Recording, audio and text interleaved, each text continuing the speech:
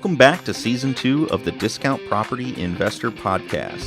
Our mission is to share with you what we have learned from our experience and the experience of others to help you make more money investing like a pro. We want to teach you how to create wealth by investing in real estate the Discount Property Investor way. Make sure you never miss an episode and download the Discount Property Investor app in Google Play or iTunes today. To jumpstart your real estate investing career, visit freewholesalecourse.com, the most complete free course on wholesaling real estate ever. Thanks for tuning in.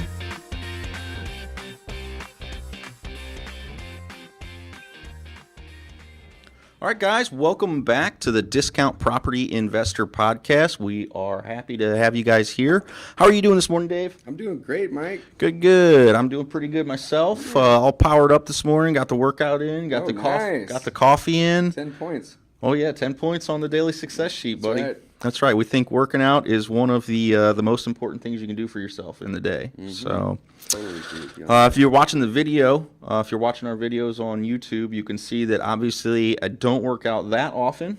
You work out enough.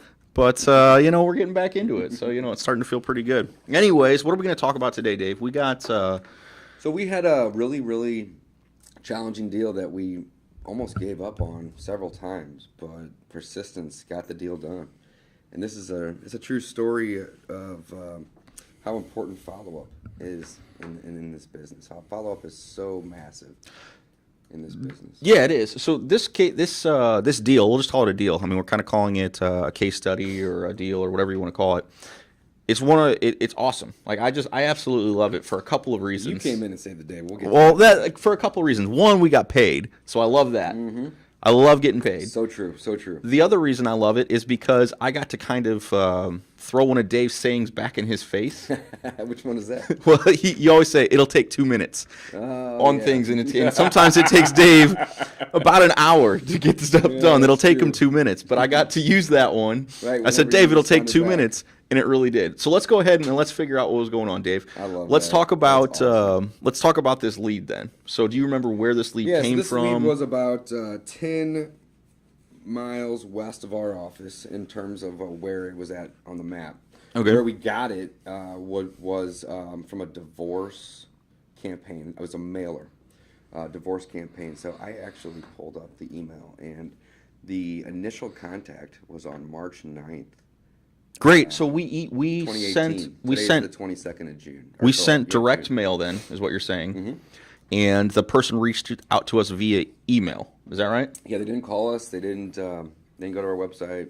They just went right and emailed them. On the bottom of all of our letters, we have a contact. So I was going to say sidebar. So that's one of the things that we think is pretty important. We've changed all of our direct mail now to include literally any possible way that someone could contact us. We put it on there. That's right. I think we have 5 or 6 methods: phone, email, fax, website address, which has forms on it. What am I missing? And then obviously we tell them if they want to. Phone, fax, mail. Yeah, and then that mailing address. Respond by mail. Or they can respond by mail maybe a couple times a month, and then respond by email a couple times a month. Occasionally people will fax us stuff. I mean, the more ways you can give somebody to communicate with you, the better. Because their preferred method may not be the same as your preferred method, and vice versa. So this is actually really great that we're talking about this, Mike, because of all the methods that we used or I used to reach out to this wife after the fact. It didn't work, but yours did. So yeah. So we'll circle back to that. That's pretty. Yeah.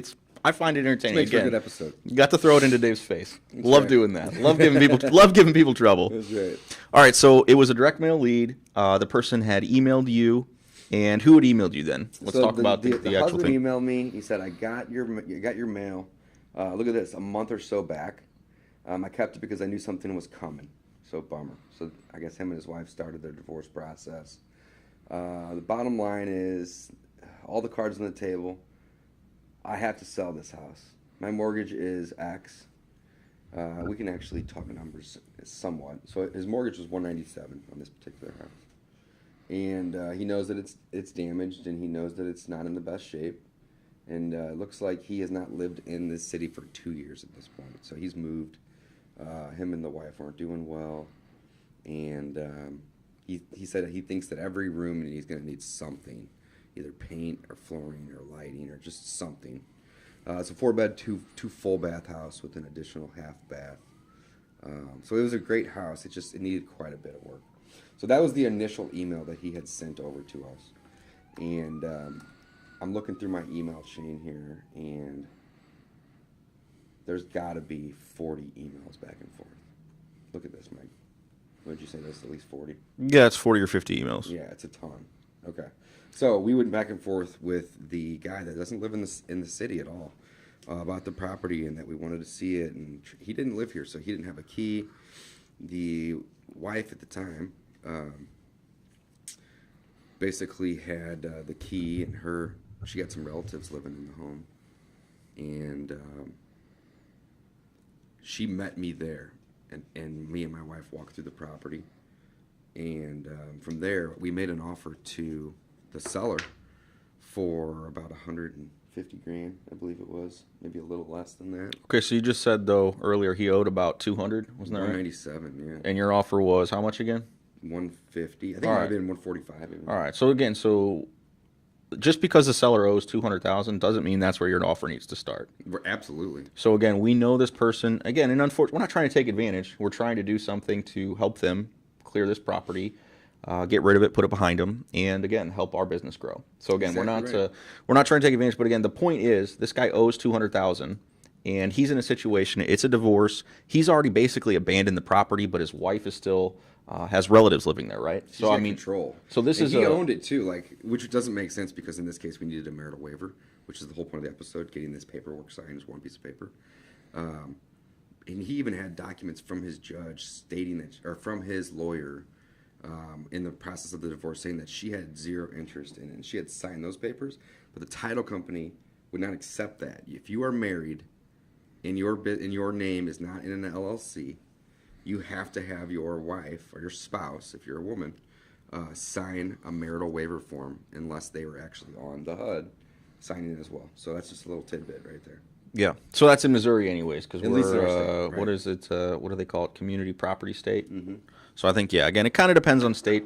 But this was our situation. This was our reality, is that this seller had the property, bought it prior to marriage or something like that, because it was in his name. Isn't that what you're saying? They bought it. They were both on the title. Well, they were. Okay. Yeah. All right, but he had paperwork stating that she no longer had any interest in it. Right. She's basically living there. Again, her family's living there. Mm-hmm. So she hasn't been here for 2 years, by the way. Right. Kind of crazy. The husband. He was Right. gone out of the picture for 2 years. Talk about a motivated seller. Yeah. But he's got this property that's a problem. So what's the problem, though? What's the real problem for him? The problem is that he is trying to prevent a foreclosure on his record, and he's making these mortgage payments for 2 years. And whenever I first met him, he was current, but basically he quit making them when he started talking to me, and I started giving him a solution to his problem of buying the property, even though that solution wasn't break even for him. Mm-hmm. He was still losing. But it was at least he could not have the foreclosure or continue making these payments. So the money wasn't a huge problem for him. It's the saving his credit and the saving his ability to purchase the next home or the next car, or his credit cards don't jump from 19% to 40% or whatever the hell they jump from and to, you know? And yeah, not being able to get another house loan for 6 years. Yeah, having no control over that. Yeah. So that's his problem, is basically that because he was married and then divorced, and they're in this situation now where he's kind of not making the payments or something, or they're not making the payments. So basically he was going to let the house go into foreclosure, and I made him this offer. And he realized that the house needed everything. And the very first email he sent, he said, I realized that every room needs something. Flooring, paint, windows, whatever the case might be. And so we took everything to the title company. And the title company said, yeah, we can get this deal done. However, the seller needs to bring, roughly $40,000 to closing. Ouch. To be able to sell it to you. So I told him that, and he hold on, we kind of skipped ahead though. Sure. So we made the initial offer, then we negotiated back and forth, or did he sign it right away? How'd that go? No, so that was another thing about follow-up. So I sent him I was going to say, you got 50 emails there, so I know it wasn't. So I sent him an offer, and then there was a period of time where I had sent him 5 or 6. Look, there's 5 in a row basically right there. 2 in a row, 2 in a row, so on and so forth. So there would be times where I sent him the offer, and then he didn't respond back to me for a couple weeks, and I just kept following up. And then for the most part, I finally was able to get him to respond, and he just said, I owe 40 grand more than that. And I was like, okay, well, I'm not coming up on my offer. So, either you can let it go and destroy your credit. Sorry, that's terrible, but that's an option. Or I can try to help you somewhat, and you can pay the difference of what my offer is and not have a foreclosure on your record. Yeah, you have to pay that amount of money, but you're saving your credit. Yeah, exactly. Which is exactly basically the cost to borrow money. So Dave has put a lot of effort into this, and again, Dave is persistent. He's relentless in his follow-up. I mean, he literally, like you said, there's some of these email chains where he goes 5 in a row without hearing back from the seller. Get to the wife. Okay. Wait, yeah. I'm setting it, laying the foundation here. So Dave's relentless, though. I mean, he does. Again, this is a good property. We know they need to sell it. There's a want, there's a need, there's a real motivation there. So we know it's a good property. We like the property. Mm-hmm. We love the property at the price that we offered at the $150. So Dave just keeps following up. All right. So then eventually, he replies to you, correct? Yeah. So then he responds back, and he negotiated me up $2 grand. Okay. So we moved a little bit. He negotiated me up. He tried to get me to pay basically $160 to get him to only have to bring 30 to the table. So he's trying to get me to come up it was either 10 or 12 actually, and I came up 2. All right. And then so he said, okay. Whatever. Yeah. So we came up. It was funny in the email because he said, at least I tried. Yeah. Like, yeah, you got yourself $2 grand, man. Awesome. So well, and you know what? It again, it's the right price for him, and it still works for us. Right, it still made sense for us. Exactly. So we're gonna go through with the deal. So then you move the title, or I'm sorry, you took the contract over to title, and that's what you're kind of talking about there. Yeah. So I'm thinking this is a done deal. This guy's gonna bring almost 40 grand or ish to closing, and I'm going to buy this house, and I was going to keep it as a rehab or wholesale it because it had a pretty good margin, not an amazing one, but it was a good margin, or I'll just keep it. It was a great house for the price, and it didn't need that much work. And the 197 that he owed wasn't the ARV. The ARV was 240, 250. So he owed less, but in its current condition, as is, it wasn't even worth 197. It's worth 150. Right. So again, if they were able to get the wife and the family out and then just list it as it sat, I mean, it wasn't going to sell. It wasn't going to sell. It wasn't going to sell. Well, they weren't going to. Yeah, they wouldn't have breaking even. Right, and it's not going to sell for $250, the house probably needs $50, but again, there's $100,000 spread. Right, which is again, so the ARV being the after repair value, that's what Dave's referring to. Not going to sell for that the rehab current will condition. Probably make 35 to 40. Right, maybe a good rehab. Excellent.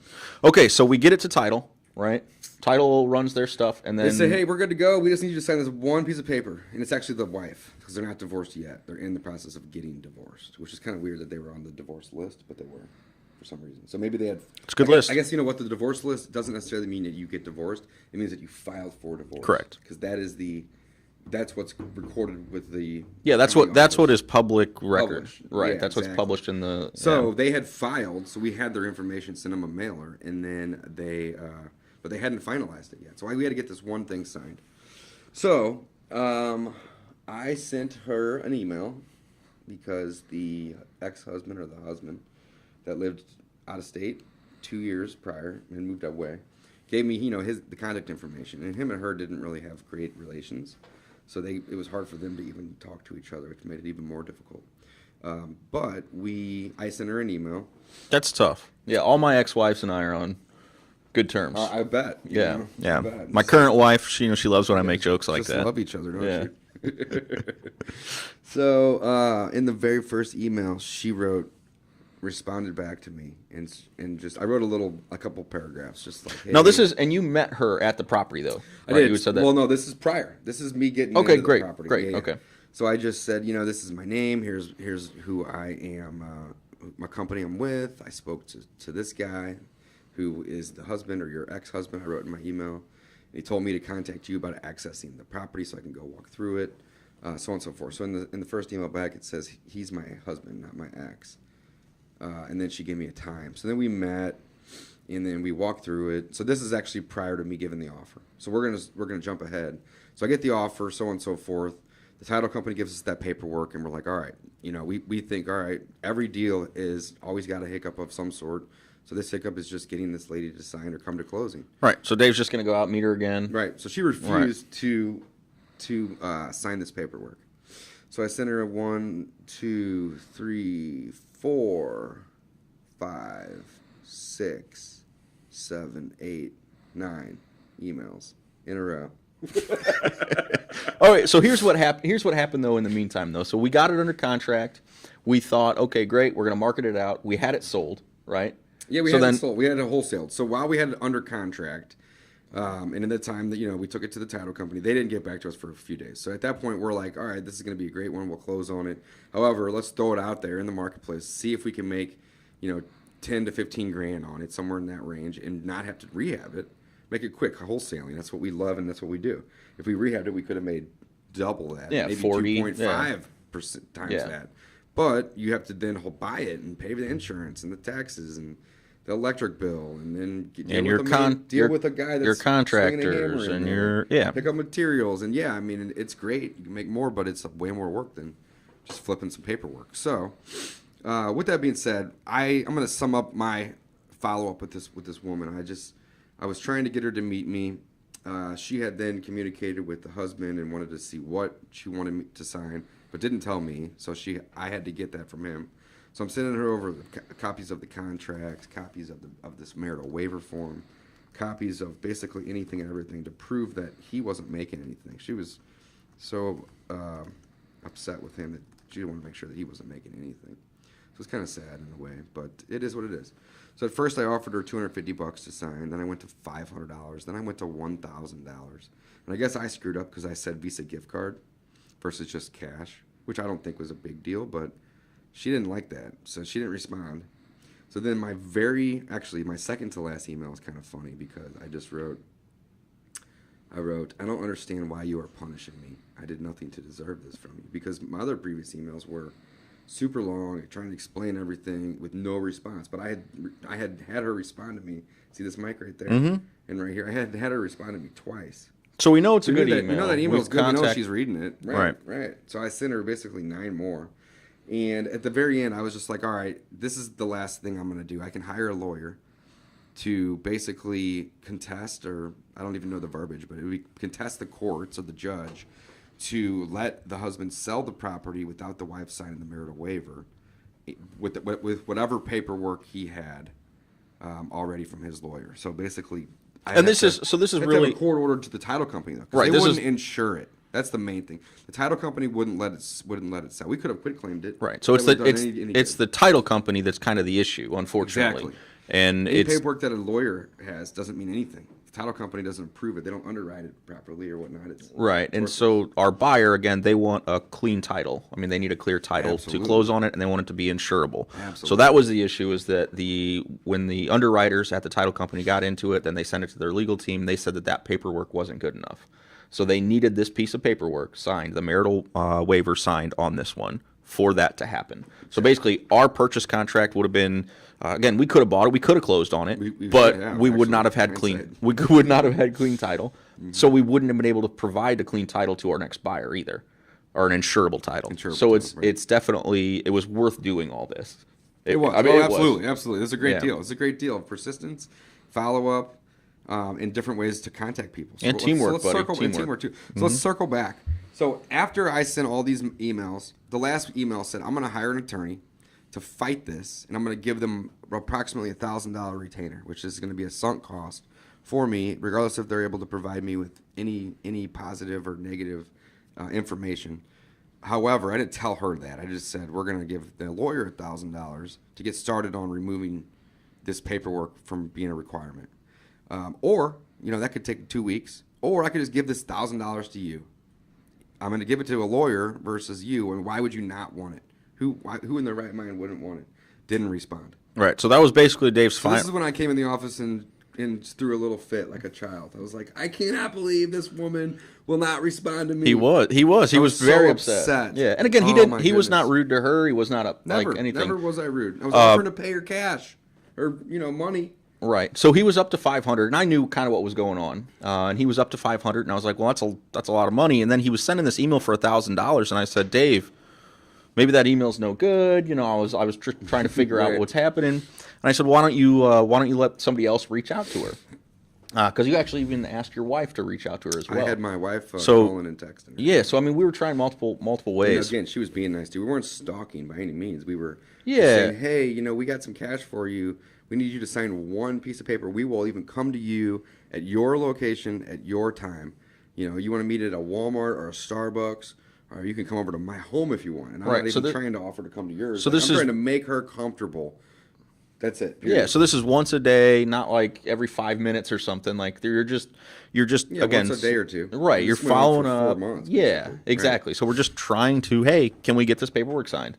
Like you're no longer have an interest in the Yeah, so property. Mike, how'd you you're come getting in and divorced. save the day? Tell them this. So I literally said, hey, Dave, it'll just take 2 minutes. Just Google her, and we'll find a new way to find her. contact I her. tried to find her on Facebook early prior, So and I couldn't. I didn't have I any luck. literally, I just Googled her name, and it came up in LinkedIn as a LinkedIn connection because I guess it was a second-degree connection. She used to work at a place that I used to work at. Exactly. So I said, hello, it looks like you and I used to work together. So you sent her a message. I did. Via LinkedIn. Via LinkedIn, I sent her, what do they call, like a connection request? Yeah. And I said, looks like you and I used to work at LinkedIn. How are things going? My business partner was trying to reach out to you about getting a piece of paperwork signed. Can we grab a cup of coffee and reconnect? Something like that. Something like that. So very simple. Very, very simple. Like, because again, it's limited to, I think, 300 characters or Right. something, whatever it is on LinkedIn. She responds back in like what, Took about 5 minutes. 5 minutes. Yeah, she Unbelievable. responded back and said, Unbelievable. yes, On LinkedIn. So guys, when you are doing your campaigns, your mail campaigns, your advertising campaigns, whatever, if it's a billboard, if it's a postcard, if it's a website, give people the most possible ways to reach you. Their method may not be the same as your preferred method. Go ahead, Mike. yeah, so I, again, sent her a simple message. She replied, said, yes, I'll be happy to meet you as long as your partner's not there. I mean, I don't get it. So I took a screenshot, sent it to Dave, said, hey, Dave, it only takes 2 minutes. It only takes 2 minutes. Yeah, right? now she still wanted the money. So unfortunately, I wish Dave wouldn't have offered that 1,000 because that was literally at about the same Who time knows he if sent. she would have responded? I don't know. Yeah. You never know. I mean, That was at the same time. Everything came together, and that's all that matters. Long story short, it was again, you just have to try multiple tactics rather. And Dave, for whatever reason, I guess he came across, and again, all his emails, I've read them. They're all very friendly. Just, hey, Yeah. can you help me out here? Just want to buy the house. I don't really, I don't know your husband or like him. I mean, not, he didn't really say that, but How long this one is, right? yeah, I mean, it was just all Application.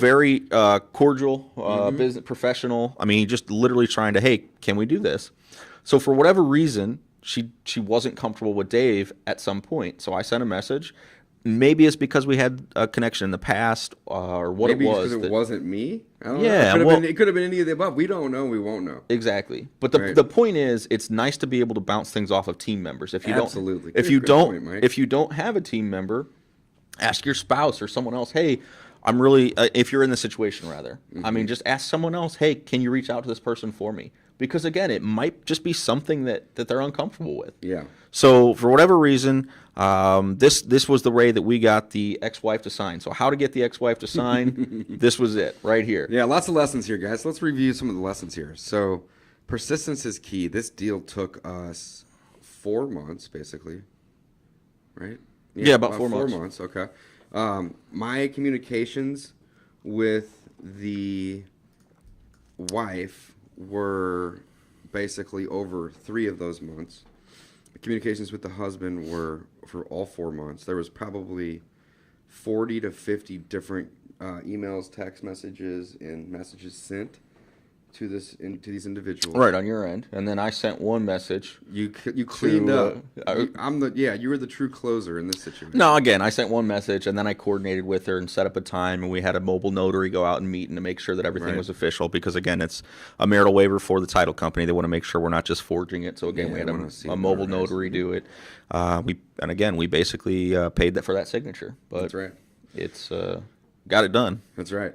So, with this being said, guys, follow-up is another huge lesson. Let's actually take a quick break here and talk about some sales statistics that I really love, because this rings so true, and this lesson, I think, kind of reaffirms these statistics here. So, 2% of sales are made on the first contact. Let that sink in for a second. 2%.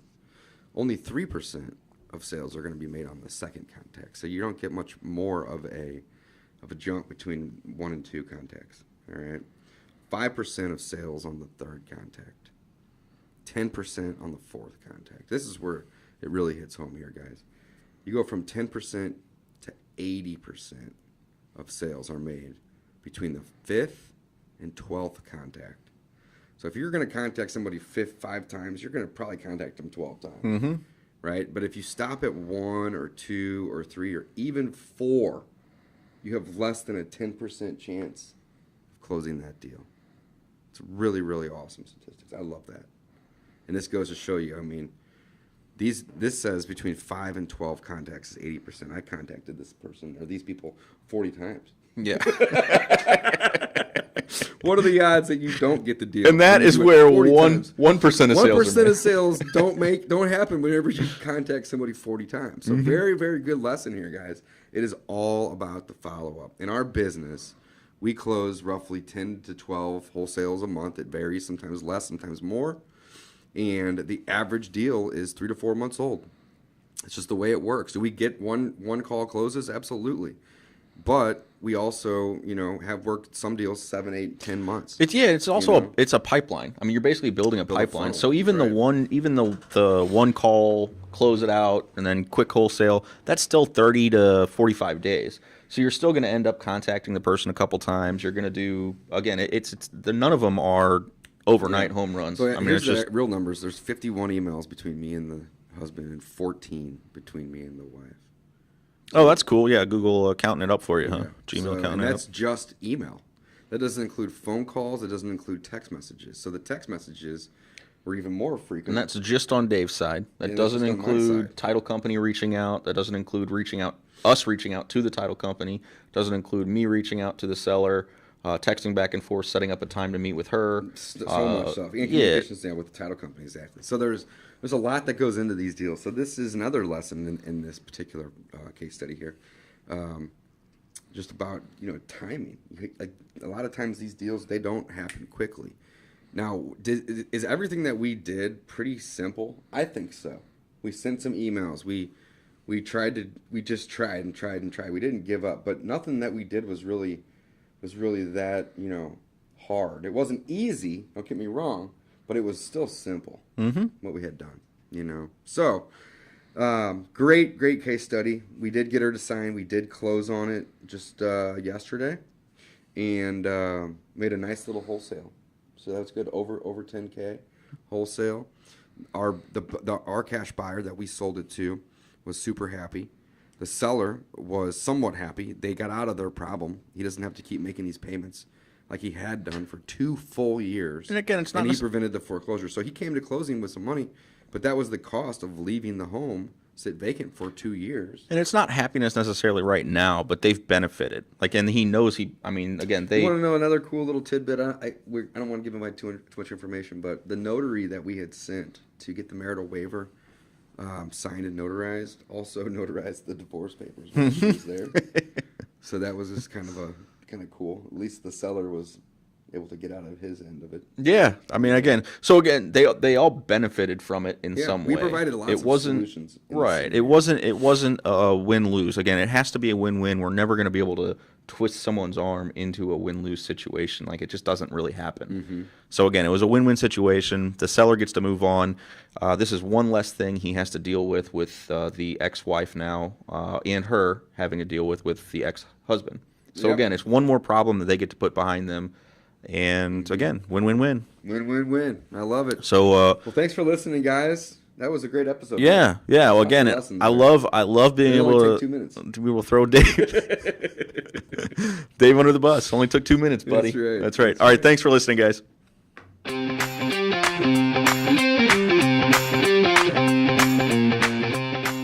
Thanks for listening to the Discount Property Investor Podcast. If you enjoyed this episode, please like, share, and subscribe to help us reach a wider audience. To jumpstart your real estate investing career, please visit freewholesalecourse.com, the most complete free course on wholesaling real estate ever. We would also appreciate it if you left us a review on iTunes or Stitcher. Thank you in advance for your support, and remember, you make your money when you buy, and you get paid when you sell. Now let's go build some wealth.